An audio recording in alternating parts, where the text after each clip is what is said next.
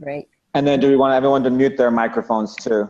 I am. Yeah, that's a very important piece. Everyone can unmute and intervene anytime. But while you're not talking, it's much better if everybody gets muted. It's very easy. You see that little mic symbol at the bottom on your left? Great. Everyone's muted now. That's perfect. When we mute, you can still see us, you just can't hear us, correct? Correct. Then whenever you want to intervene, just feel free to unmute and, you know, say whatever you want.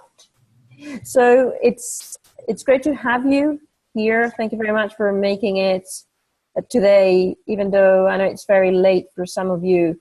But it's been very challenging to find a time when, you know, it was possible for everyone to attend this meeting and join us.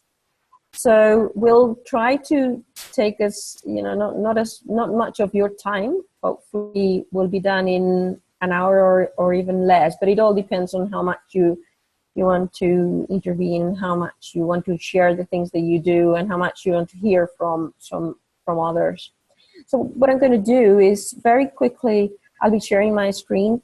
For the other 3 meetings that we had before, which were exactly the same meetings that this one that we're going to have, we hadn't shared the presentation before, but in this case I have already, so we might even be able to go a little bit faster than on other occasions. Well, my name is Agueda Benito. I've had the pleasure to meet most of you, and you know, one of the things, I've been working at Kendall for a year and 2 months now, and one of the first things that I realized when I first got to Kendall was that there were some great things going on. There were also some challenges regarding our students' retention rates. Maybe somebody's not muted now. Maybe somebody just got in and, oh, maybe Peggy. Hi, Peggy. How are you? Art, do you think you can mute Peggy? Because Art, as the administrator, can do basically everything he wants.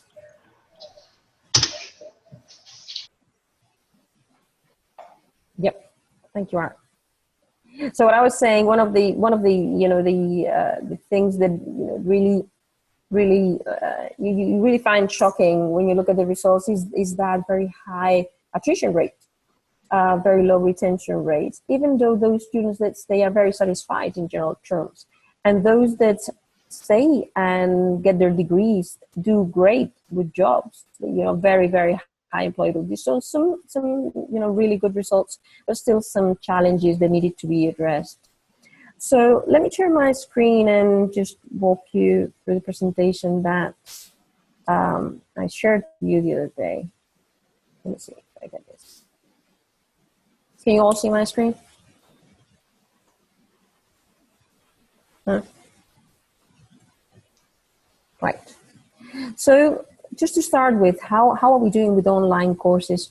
Well, in general terms, we can say that we're not doing as well as we are doing with the on-ground courses.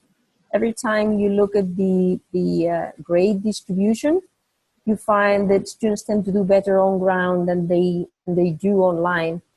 And when you look at the graduation and retention rates, it can also be seen that the students that are online tend to attrit more than those that are on ground. You can do that comparison for every program. The comparison is not so good for the education program because we don't have any on-ground classes anymore unless students take their gen ed courses, which is very, very unlikely. But we do have other rates to compare. And as I said before, it seems that, you know, there's things that are working, but certainly we could do better, in particular regarding retention and graduation. So this is something that we saw already some months ago, and we started working. What can we do? What other universities can we find that are, you know, in a similar situation who have addressed the students' digital experience differently and are being successful? What resources can we get from Laureate? We had a workshop. We invited people from other countries, and we came up with a plan that will aiming to improve those results. And that plan has 3 parts. One has to do with the preparatory work of our courses and of our faculty. That's nothing that we're going to be addressing today, all the development, all those things. Also, and we know this also because some of you have told us, the contents are, some of the contents are outdated, and some of the contents don't provide students with enough variety of activities, of learning activities. There's not enough diversity. It's quite an old-fashioned model, and those contents need to be improved. You've told us that, and we know that too. But that's another project that is running in parallel, and some of you, I know, are also involved in that. What we're going to be talking today is only about the delivery of the courses. So, given the contents that we have in the courses that we have, we're going to be talking about the delivery of the courses. So we believe that with the delivery of our courses, we need to be supportive and engaging for our students. We need to provide them with a humanized, with a relevant, with a current experience. And we need to provide them with personalized, timely, and formative feedback, which is a critical component to their learning. So this is what we're going to be talking about today. The first part, we're not so worried. The presence of our faculty and their responsiveness. There might be exceptions, and sometimes students tell us that. We've been talking to our students, we've been talking to our student ambassadors, we've been sending them surveys and organizing focus groups with them. In general terms, they say that works. Faculty are there and they're responsive. There are some exceptions, and we still need to work on that. But that's something that you've known and accepted for a long time, and I know this is in part why it is working well. Some of the courses are working very well. We ask our faculty to spend at least 200 minutes for these 4 credit courses per week. So we ask everyone to spend at least 200 minutes, 198, we will round it to 200. Of active time. We ask faculty for regular connection, at least 5 days per week. We ask you to be proactive in the communication through the class announcements, and we ask everyone to be responsive and to answer students' inquiries in less than 24 hours. We've been asking for that, and in general terms we can say that is working well. What is not working so well in some cases is the presence of faculty more humanized. Well, actually today you just said, it's great that I'm getting to see your faces for the first time. This is very much the kind of experience that our students are getting. Art's going to be addressing this very soon, but only a few months ago, he had a class in the early childhood education program. And the students there were saying that was, after some years, that was the first time they got to see each other's faces. And of course, the first time they got to see, their instructor's face. And they were hoping they would be able to see their faces at graduation. But this opportunity that Art provided them, gave them the chance to get to know each other before. And they truly appreciated that. And even though they're online students, and we might think that they're not available, and it's going to be very difficult to get them to participate in some synchronous activities, it was actually a tremendous activity. It really provided students with a great experience. So what we're asking faculty to do is, first of all, to complete your faculty profile.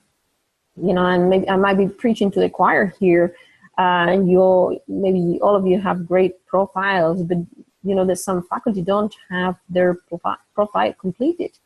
They only have their email, which comes by default through Blackboard. But there needs to be some more information about yourselves there. Your photo, your bio there. Leigh is going to be addressing this. She's going to be sharing the kind of things that she does and giving us some examples of how we can present ourselves to our students by something more than just an email. We're also asking that in the 10 weeks of a course, you also create 2 videos. And we know that some of you do already do that. We know that some of you have created many videos, during some time. but not everyone does. So what we're trying to do is we're trying to make everyone aware that this is a very important thing to do, and we're trying to be systematic and provide you with the support that you need, so that our students can at least have this interaction with you through video twice in their courses. It would be great if one of those videos was at the beginning. It might be too late this time, but maybe some sort of feedback halfway through, or something like an interesting lecture could be also sort of engaging activity. And we're also asking you to organize 2 synchronous activities, and Art and Phuong will be providing us with some interesting proposals as well that have been working very well. And it's not just you giving a lecture, it could also be an invited speaker, or even the students presenting their assignments. Maybe they, instead of just providing you with their written assignments, they can also present in front of their students. And I know some of you may be thinking, this might be too late now because our syllabus is there and doesn't say that. But we're not saying that we're going to change everything, but something like what I just said, that assignment that was going to be a written assignment, could it also be presented in front of the rest of the students? That could be an option, but we will be discussing some more options later. And of course, any complementary learning resources, and we know some of you do that already. So that's the core change of what we are asking. It was only one, what is labeled here as one, your presence and responsiveness, where Kendall College is asking you to provide students with this personalized intervention through those 2 videos, through those couple of synchronous activities, and whatever else you want to incorporate, if any. And also, we're asking you to provide personalized feedback to the students. Say something to the student every week about their performance, in whichever manner, through an email, through a comment on the grade book, or through a personal meeting it could be. But of course, that's not going to be the case every week with every student. But we need to be there for them, say something to them about their performance every week. We need to be providing them with timely and continuous feedback so that their learning process is more effective. And then also we're asking that it's not only you that provide students with feedback, with some sort of assessment. It could also be the other students. And that's the way MOOCs work, for example. In a MOOC where you have 20,000 students, how is the instructor going to provide the feedback to each one of those students? The way it works, as you know, and many of you, I'm sure, have done some of those MOOCs, the way it works is through peer assessment. So peer interaction is critical there. It's critical in the learning process. And that could be one thing. It could also be self-assessment. Let's go somewhere beyond the instructor being the only one that provides feedback to the students. So this is the kind of model towards we are moving. And I would like to get all the CTL team members, starting with Leigh, to address each one of these concepts and provide you with some ideas, and certainly with the support that you need. And the support might be technical support. You get some today, some much more later. I know CTL are being very, very supportive with those that are already working on all these things, but also physical support. So, if you need a camera, if you need a headset, we're happy to help you there. We're happy to provide you with whatever you need so that these things that we're asking will be happening. So if I may, can I ask Leigh to join me and give her comments to the next slide? Hi, Agueda. Yes, I'm here. Thank you, Leigh. Can everybody hear me? I think so. Yes. Okay, great. Hi. So for those of you that don't know me, I work in the Center for Teaching and Learning, as well as a full-time faculty member for the School of Hospitality Management. And what I'm going to be talking about is the faculty profile. And it is something that is very simple and sometimes overlooked, meaning that we don't always put in the faculty profile or some of you might do it, religiously. However, this part is not really of how to put a faculty profile in. If you're looking for that type of information and instruction, please let us know. We can answer that online tonight, or if you want to email us, we can help you with that. But this is a snapshot. The first where it says create folder, create contact, that area with the smaller picture, that is what one of my profiles look like currently in one of the classes that I teach. And something that I like to do is, one, I like to condense my bio that's in the syllabus. I like to condense it to a smaller paragraph. I feel that the students aren't necessarily, even though it's very nice to be able to have a full resume listed out. I think that the engagement of the student is about a paragraph that they'll read. And you can put all of your experience or what you want them to know of how you're connected to that course. Obviously, it can be longer, but you always, again, when we're thinking about what students are reading and interacting, we want to make it a little bit shorter to keep the attention. Of course, you can list all your information in the Blackboard, creating the folder and creating the contact. Email work, all of those information there. And under the notes is where I actually attach the faculty bio. And I put a picture, of course, and then I put some fun facts. And this can be interesting facts or fun facts, however your personality tends to come out in the classroom or online in this case. And you can put things such as your favorite food or what you're, if you're, again, I go more towards hospitality and restaurants, so I'm always talking about my favorite restaurant or a place that I visited. I'll talk about a recent article or something like that that was very interesting to me. So I'll keep it very connected to the course that I'm teaching. In hospitality, and maybe some of you as well, teach different types of courses. So sometimes I change the bio around, especially if you tend to get the same types of students in your program. You want to change it just a little bit. Obviously, you're not going to change something like, okay, now I'm a completely different person.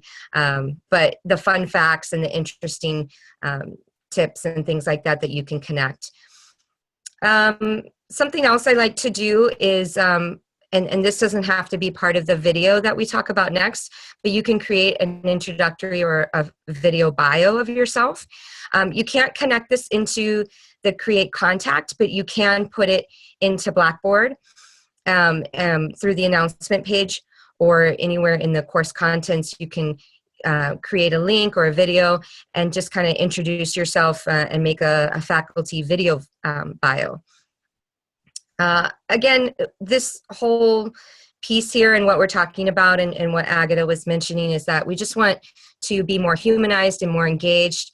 And I think as you see from the photo on the right, and this is something, silly that I kind of put together, but it also shows my personality, is that, it could be something as simple as just loving something and showing your students that that's part of who you are and your personality.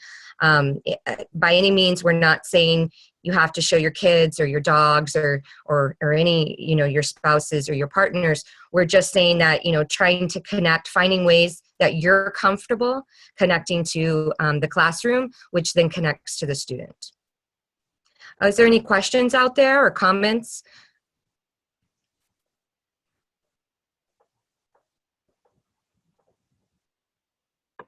I usually put a more detailed bio here with my educational background, and then in the discussion week, I put a post for the students to introduce themselves, and I'll put a brief bio in that section to the students where I talk about what I like to do and the classroom and what my interests are and my hobbies, and the students tend to put about their family and what they're doing educationally in that section, so everybody gets to introduce themselves there.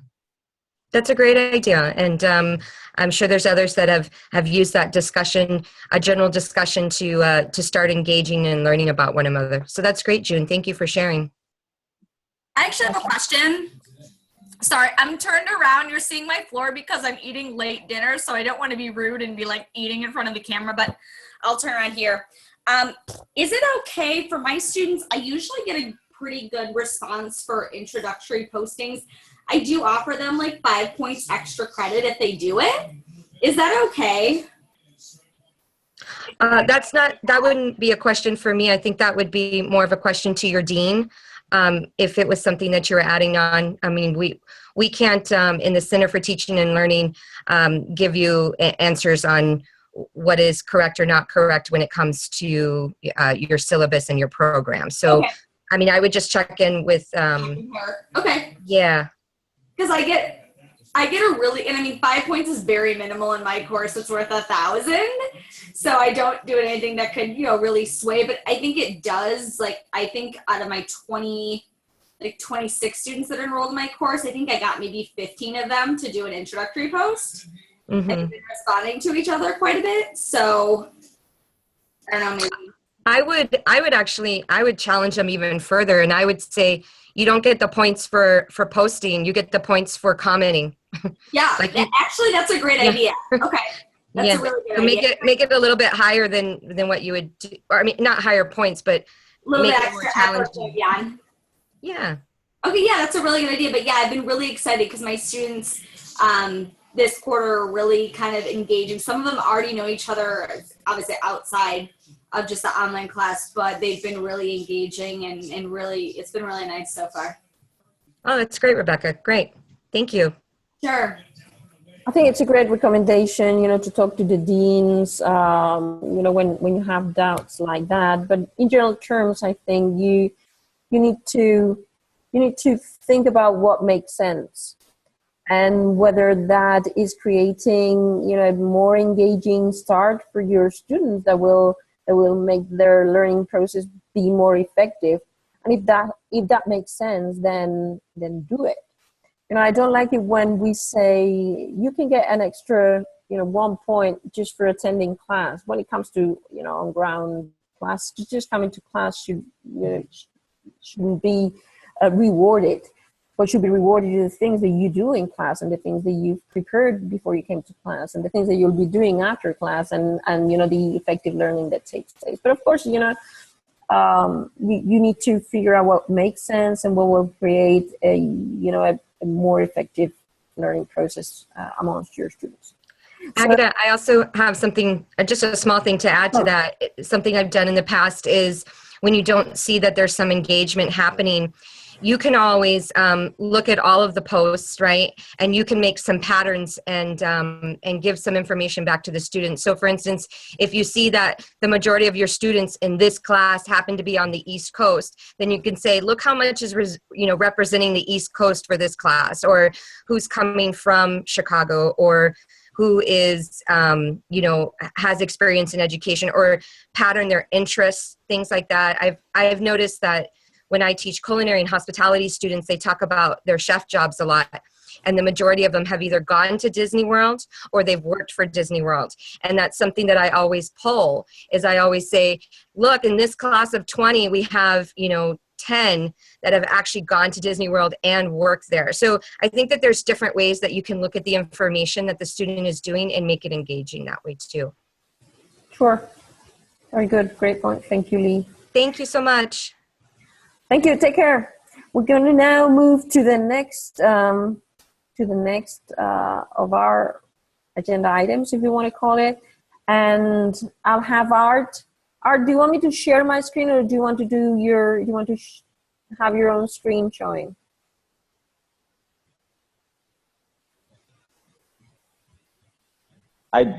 I'll share my screen in a minute, but before you undo the sharing, I just want to point out that on the screen you're looking at right now, that Agueda just turned off.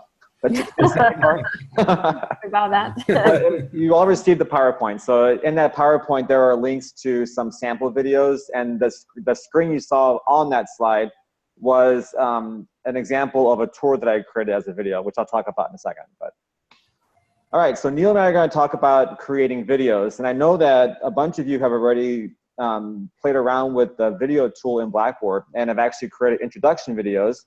So now that we're in week 3 already, we can start thinking about how we might use videos in our course after an introduction. What are some ways that we can continue to use videos to engage students in some way? So I won't spend a lot of time talking about introductions because introductions have probably been done already. Other than introductions are one great way to use video, because we know that a lot of online students, and as an online instructor, I feel that way sometimes too, you kind of feel isolated because you're working on the course by yourself out here in the world, and you don't get to have that face-to-face contact that you have if you were taking the class on campus. So creating a video is a great way for students to see that you're a real person. They can see your head moving, they can see your mouth moving, and it just can be a game changer, and students feel more connected to you and so forth. So I am going to demonstrate how you can use a tool in Blackboard if you have not used it yet. It's Kaltura Media Mashup. So I'm going to share my screen now and take you into Blackboard. But before I do that, I want to show you the teaching toolbox that Phuong worked on with the Gen Ed faculty originally, and now CTL is continuing to expand with a lot of ideas that faculty are currently doing in their classes, and with ideas and tutorials and other kind of things that the CTL has come up with in response to what our faculty needs are. So one of the things that we find is that we have faculty that want to do videos, or they want to do things but aren't quite sure, so they want some step-by-step guidelines. So this page in the teaching toolbox, which is at teachingtoolbox.us/tutorial videos, with a hyphen between tutorial and videos. And these are links to actual videos that we created that will help you do some of the things that we're talking about this evening. For example, this one right here is creating a video recording using your webcam. So this video shows you how to do that. And if you prefer more reading step-by-step document, here's a PDF that you can download and see those same directions. There's a video here on how to record your screen using, how to create a video recording of your computer screen, which is what I included as an example in the PowerPoint. I teach SOE 115, which tends to be one of the landing courses for students in the School of Ed. And so they have varied experiences using Blackboard. So one thing that I learned from emails that I receive from students is that they want some guidance on how to navigate through Blackboard. So I created a recording of myself going through my course so they can see how I have the course organized and see where I have documents saved and so forth. Let's see. Then later on, Phuong and I will talk about synchronous meetings. And so there's a video here on how to use Zoom, which is what you're using right now, and how to use Zoom to host a synchronous video meeting. And then once you have that recording made, you can upload that recording back into Blackboard so that anyone who was unable to attend, or if somebody wants to review the recording, they can go into Blackboard, click, and then watch that video directly there in Blackboard. All right, so I'm going to switch here back now to Blackboard. And let's say that you still want to do an introduction video, or you want to create a video, perhaps introduce week 3 in your course. So I can click on Create Announcement. And anywhere in the course where you have this toolbar here, which is not just in the announcement, but it could be in your discussion board. So June had mentioned that she has students introduce themselves on a discussion board. And Rebecca says that she uses that, that strategy also to help get students talking to each other and so forth. You have this toolbar in the discussion board. So instead of typing up an introduction about yourself or having students type an introduction to themselves, they can click on Mashups and choose Kaltura Media. And then when you do that, it's going to open up what's called your Kaltura Media Collection. And each of you, because you have an account in Blackboard, have this account in Kaltura.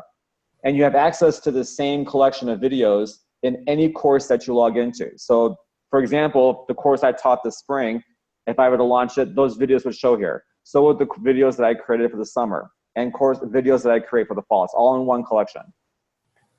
If I want to record a new video, I come over here to Add Media, and then I click Upload Media or Record from my webcam. And then this pops up. And in this menu here of sorts, I have the option to upload or record video, or upload just an audio. And then within video, I can upload audio by clicking Browse and then searching for a video file that I created. So let's say that I don't have a webcam on my laptop, but I do have a phone that allows me to record video.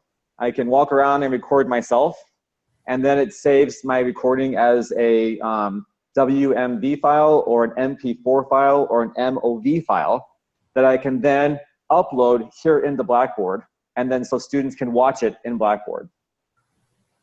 Or I can click on webcam, and in this black window here, once I would choose my webcam and then allow Flash to be used, you will see in this black window here my recording. But since my recording is, my webcam is being used in Zoom, I can't also use it in Kaltura. So that's why it's a black screen right now. But pretend I'm in, my camera is showing myself in this black window here. I would click record, and then I do whatever I would do for my recording, and then I press stop. Then I can press play and review what I just recorded. And if I'm happy with it, then I click next. But if I'm like, okay, I look really ridiculous, I sound ridiculous, I'm gonna redo that, then I click on record and it's gonna overwrite what I just did. So it gives me a second or third or fourth chance to get it right.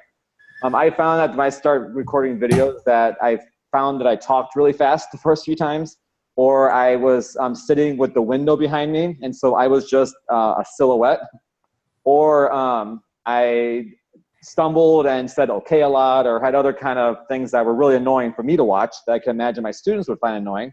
So I would just redo it until I was happy with how it looked. So let's say I'm happy with this recording, I would just click next. And then I want to give it a title. So I might say Introduction to Week 3. And I'm also going to put Fall 2016 and maybe even the course that I teach. And then I can put a description. In this video, I am going to introduce you to the main topics we will discuss in week 3. Okay, the reason why I put the Fall 2016 and my course is because when you opened up your Kaltura Media collection, all those videos were listed there. And right now we don't have a really nice way to organize those videos or delete videos that we don't want anymore. It just collects them all. And so once you start doing this for a few terms, you're gonna end up having quite a long list of videos. And so by naming it cleverly like this, you're gonna be able to know exactly what that video is when you look through your list in the future. So I click on next, it processes my video, it creates a mashup, and then I click on submit. And the nice thing is it's automatically gonna put that video here inside of my announcement. So now you're familiar with this screen already because you've created announcements before. I have to give it a subject. So I'm gonna say Introduction to Week 3. And then I'm gonna say don't date restricted and submit. And then you wait for Blackboard to do its magic. And then there it is. So there's my announcement. Here's that title that I put for the name of my video, and there's that description. And then students would just click on watch video, and the video pops right here on the screen. So they don't have to go to YouTube to watch it, or any other place you, in the past, probably used to save your videos. It's all right here in Blackboard. Okay, so the nice thing is, again, you can do this in your announcements, which is a great way to excite students about the new learning that's happening each week. Or you could put it in discussion boards. So maybe instead of having students write, you have them create little videos and they discuss that way.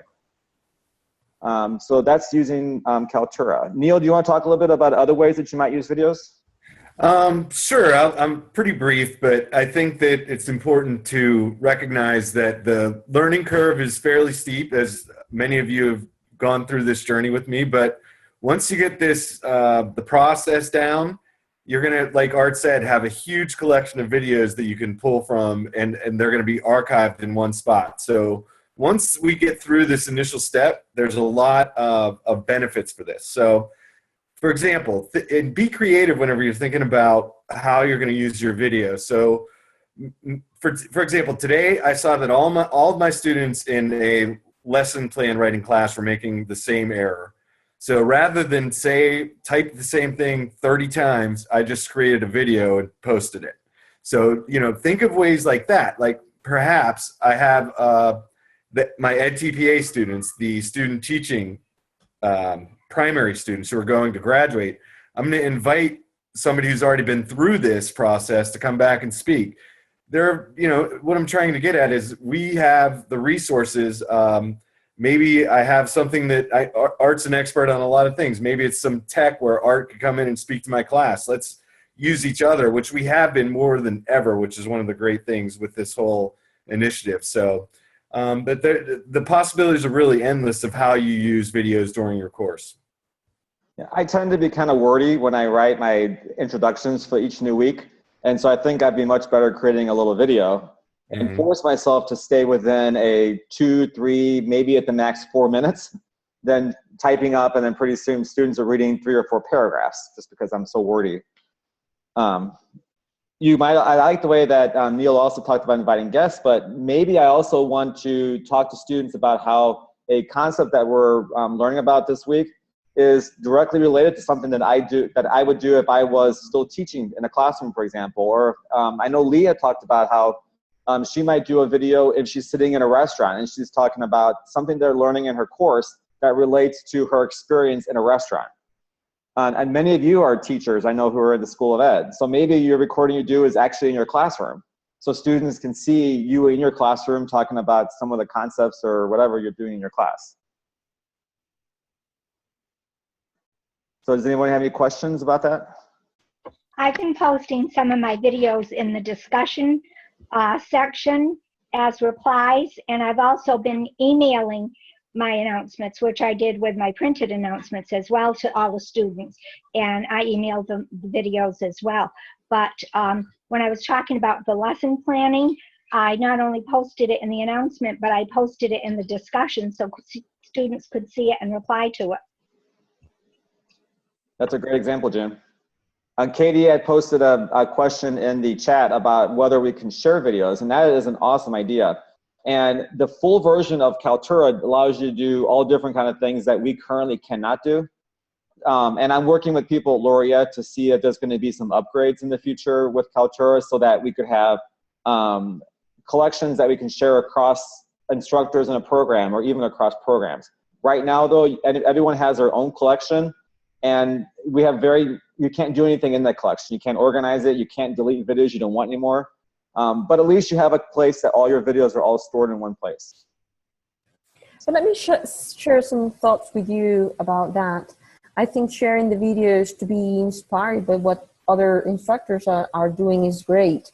And I think utilizing some of the videos that other instructors are producing is great. If, I interviewed somebody, an invited speaker, and, that's also an interesting thing to be sharing with the students in another course.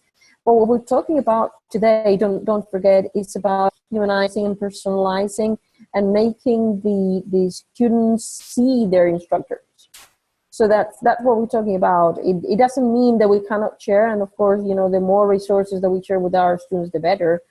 But let's try to, as much as we can, be there in front of our students. That very spontaneous answer that Neal just had today, like when you see all your students are making the same mistakes, why type this 20 times?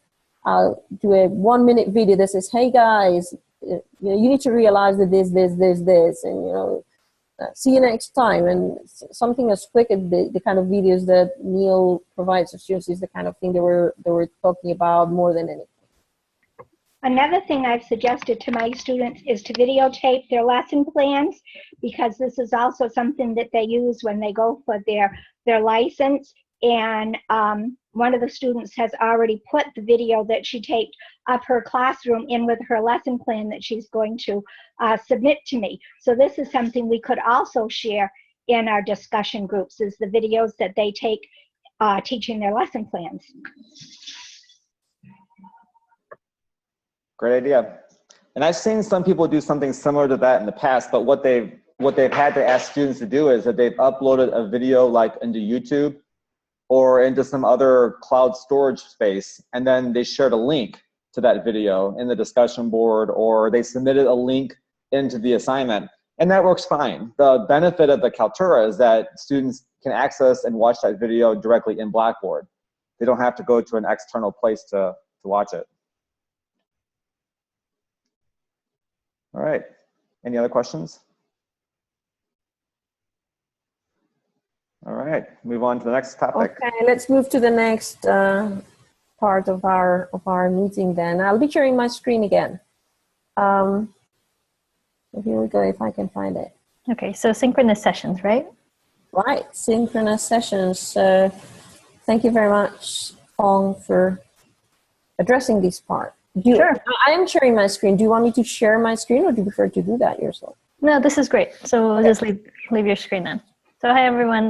Again, my name is Phuong Thai Garcia. I'm a member of the General Education Department as well as the Center for Teaching and Learning, and I'll talk about the synchronous sessions. So the idea is to include 2 synchronous sessions during our courses. And so I'll be talking about what they are, what we hope to accomplish by them, and then share a few ideas and examples of what we can do during these synchronous sessions in our classes. So what synchronous means, obviously, is that it's in real time. So it's live interaction between students, so student to student, as well as faculty to students. And then as far as why we want to do it, you can sum it up in about 3 basic things. First, to bring more human interaction, to humanize the experience, as we've been talking about. And very similar to what Art mentioned with the videos. You can see, the students can see that you're a real person. And, you know, there's an actual live person behind the computer, behind all those words that they've been seeing before. But beyond that, with the synchronous sessions, it's that interaction where you get the real-time feedback and quicker responses rather than waiting for a response over email or discussion board. And then beyond that, there's also a way to build a sense of community. So that can alleviate any sense of isolation that students may feel from taking an online class. A lot of times they're working and then they come home, they work on the computers, complete their assignments, type in the discussion boards. And it's a little harder to get the sense that there are other students along with them on that journey. So that's also another way or another benefit of the synchronous sessions. So a few ideas of how you can apply this would be, at the simplest level, it would be virtual office hours. So we're in an on-campus class. A professor would have some time during the week to have students drop by to ask questions. You can do that online. You can set a time. And it's, like I said, one of the simplest ways to do it. And there's not a lot of prep work beyond finding a common time when most of the students can make it to the session. So there, you would just say, I'm going to be on Zoom Mondays, 7 to 8, something like that. And feel free to drop by and ask any questions. And Art's going to talk a little bit more about that. Another way would be to use guest speakers. So if you had a friend or a contact who is an expert related to the area that you're discussing in the class, you could include them in a live session. And again, the emphasis of the synchronous and the value of having a synchronous session is to have that real-time contact. So students would get a chance, for example, to interview that guest lecturer, that guest speaker, and ask them questions and get that live feedback. So now I'm going to pass this over to Art, so he can share one great experience that he had in his, or I think it was SOE 112, right? That you taught last quarter? No, SOE 115. 115, okay. Probably the great news is that the Bears just tied it up. So it's 3-3. Cubs are still leading. Okay, thanks, Phuong, for sharing some of those examples. A few terms ago, I tried to do the virtual office hours, and I would say this week I'm going to be online from 7 to 8 p.m. because, as many of you know who teach online, especially in the School of Ed, students are working later in the evening and nighttime on their courses, so they were more online during that time. So I'd say this week I'm going to be online on Tuesdays from 7 to 8, and then the next week I'll be online on Thursdays from 8 to 9, and show up if you have any questions. And I'd have maybe 1 or 2 students that would show up, and a lot of times they would be like, hi, I'm just saying hello. They wouldn't have any questions or anything, but great, I get to chat with you for a few minutes and see how things are going. So it was nice being able to talk to a few of the students. I didn't have a ton of success with the office hours. So what I wanted to try differently over the summer is to see if I could organize a synchronous chat with the students. And so I actually required it in the syllabus and said that we were going to have a synchronous meeting in week 3. And I chose week 3 because I wanted them to have a few weeks to kind of acclimate to the course, have a sense of what the assignments were and all that kind of stuff, and maybe even get to know each other a little bit on the discussion boards before throwing them into a synchronous meeting and saying, okay, magic's going to happen. So week 3 worked out actually really well. First challenge that I thought I was going to have was that students are going to be like, oh, I can't do that. I'm working, or I have family stuff going on, or there's no way I could be able to participate in that. And I didn't have any students that said they couldn't do it. But again, I said from the very beginning in the syllabus that this was going to be something required. So maybe they didn't question that they couldn't do it because I said it was going to be required. I had one student that did not participate, and she had told me up front before the session that she was not going to participate, but I had all 27 other students show up in the session. That brought my second concern was, how was I going to manage 27 students online at one time? So what I did was I used a tool, I'm going to share my screen, called Doodle. And Doodle is a free scheduling tool. Hold on a second. There we go. Right here. If you're unfamiliar with it, Doodle is a free tool that you can create an account, and you set up times and days for a meeting. And then you send the link to students and ask them to go in there and mark which days and times they're available. And so again, I knew that students tended to work in the evening, so I had mostly on evening times. I had a few mornings, 7 a.m., and prayed that no one was going to choose those times because I didn't want to do 7 a.m. meetings, but I was just making it as an option. And then I threw in some weekend times. And I had students go in there, they added their name, and they put a check mark in as many boxes as they were available to, for. And then from that, I looked to see if I could find one day and one time that would accommodate everybody. Well, with 27 students, you can imagine that was impossible. But what I did find is I could find 3 sessions, or 3 time slots that had enough overlap with all the students so that every student could be assigned to one of those 3 times, and it would fit their time selection. One lesson I learned from this is I should have been more clear up front, saying that they should have checked as many boxes and check at least, say, 2 or 3 boxes. Because I had a few students that just checked 1 box. Fortunately, they checked boxes that fit in the times that ended up working for most students. So it wasn't an issue. One student hadn't, and I was able to convince her to switch times. But in the future, I would say choose at least 3 time slots that work for you. Then once I did that, then I sent them an email. I'm going to switch back to the screen here now in the teaching toolbox, because with this video here on how to use Zoom to host an online synchronous video meeting, I have a PDF here, which I'm going to open up. And in order for you to see it, though, I have to stop sharing and then reshare. So it's not a web page. And in this is a PDF, but I actually sent this to students as an email that included what the purpose of the chat was. Here's the body of the email. I gave them the URL for the Zoom meeting. I told them when they were assigned to participate. And I reminded them again, it was based on what they had selected in Doodle. And then I gave them an agenda of things I wanted to talk about and reminded them that it was an opportunity for them also to bring agenda items to the meeting. But I told them this is what we're going to talk about. And then I told them what they needed, because I anticipated that most students hadn't done a chat like this before. So I told them they needed to have a reliable internet connection. They had to have speakers and a microphone, and everybody had to have a webcam.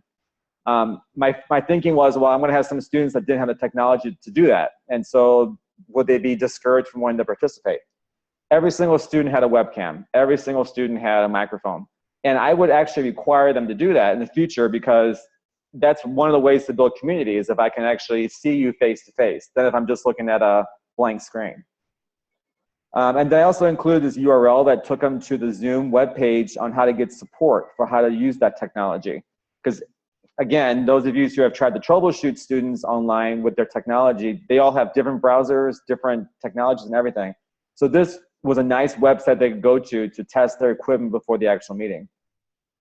And then I gave them some tips about online chat etiquette, because again, I didn't know what their experiences were coming into it. And then since I had required it, I said it was worth 20 points. So it was like doing a discussion board for the week.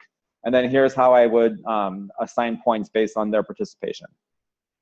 So if you're interested in reading this more carefully, you can go into the teaching toolbox and click on that PDF icon next to the video on Zoom. And please feel free to take from it whatever you want to use if it's helpful and helping you communicate to your students. Oops. I'm going to stop sharing again. Yeah, so in that PowerPoint that Agueda sent you, there is a link that you can watch a recording of one of the Zoom chats. I was so impressed by how easily it went. I was surprised that every single student except for that one participated. They all had webcams, they all had microphones. And some of the takeaways that I had from them after the meeting was they said, could we do some of these as discussion boards? And instead of us having to type and respond and type, can we meet as a group and do an online discussion instead of having it on discussion board? That's great. And like Agueda said, I had students that were like, this was a great opportunity to actually finally see my classmates face to face and get feedback from me right away instead of having to wait for me to reply in an email. So I would totally do this again, even if it's just for me to demonstrate how to do an assignment and answer questions they might have, or to do a discussion in lieu of an online discussion board. So there's lots of ways you can use the synchronous tools. And Zoom allows you to create a free account for up to 40 minutes. I was actually using an account that CTL had, so our meetings were approximately an hour. We have the Pro account that we pay for, so we get unlimited time, just like we're using for this meeting here. But even if you use the free account and your meeting is only 40 minutes, a half hour could be plenty of time to have a synchronous meeting. And then gives you a little 10-minute leeway for if it goes beyond that. Does anybody have any questions?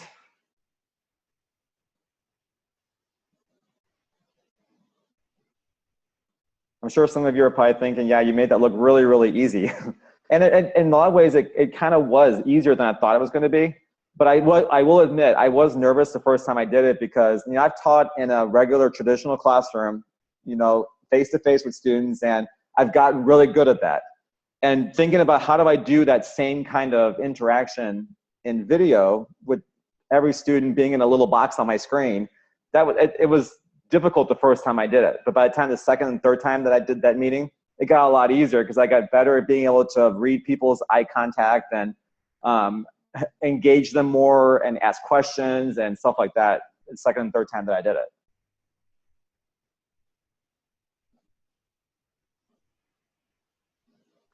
Okay. I'm going to be doing this Monday night at 8 o'clock, so I'm hoping that our chat will go as well. We're going to be having discussions, questions about the lesson plans that they're doing for week 3, and we're going to do it at 8 o'clock Monday night.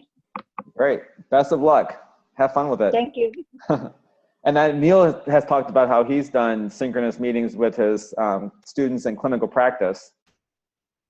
Yes, it's that particular course is their capstone course, if you will. So it's really crucial that I communicate with them often. And we do that one way is through synchronous meetings and Zoom. And they, without question, want that. They beg me for it. They more often than I can even do. So once you get into it, like Art said, it'll get easier with time.